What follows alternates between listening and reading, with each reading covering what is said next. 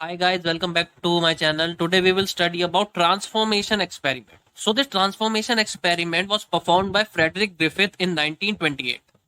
This transformation experiment is the first experiment that somehow gave us a clue that some kind of genetic material is present inside a cell, and this genetic material is transferred from one organism to the other.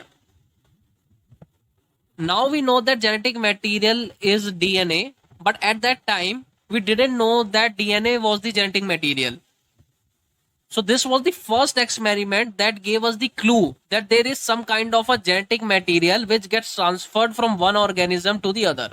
In order to prove this theory, Frederick Griffith performed an experiment in which he took the Streptococcus pneumonia bacteria.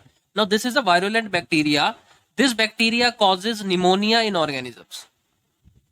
So what he did, he took two strains of this Streptococcus pneumonia bacteria.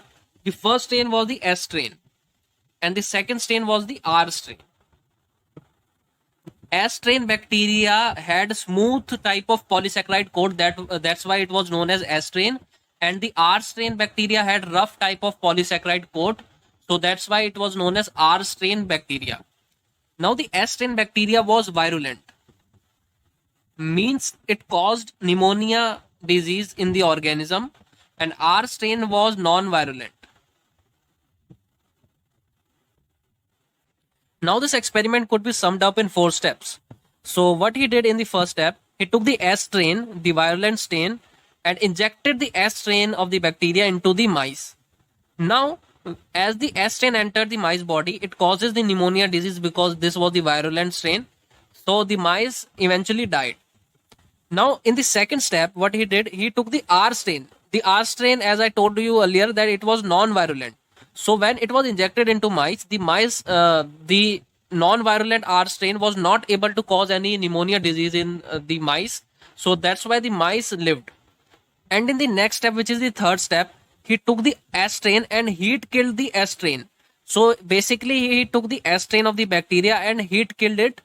So after this heat killing of the S strain, he injected the S strain, which was heat killed, into the mice. He observed that the heat killed S strain was not able to kill the mice this time. Then in the next step and the final step, which is the fourth step, he took the S strain and mixed it with the R strain. Now the S strain which was taken was obviously heat killed, and the R strain was as it is. Now the mixture of this S strain, which was heat killed, and R strain was injected into the mice. Now he observed that the mice eventually died. Now he figured out on the basis of this fourth step that there must be some genetic material present in this S strain, which was eventually transferred from the S strain to the R strain, which make the R strain, which was earlier non-virulent, this genetic material which was transferred from the S strain to the R strain made the R strain virulent. So this genetic material basically turned the non-virulent R strain to virulent and caused the mice to die. So this experiment, the transformation experiment, became the basis of the theory that there is some kind of a genetic material that gets transferred from one organism to the other.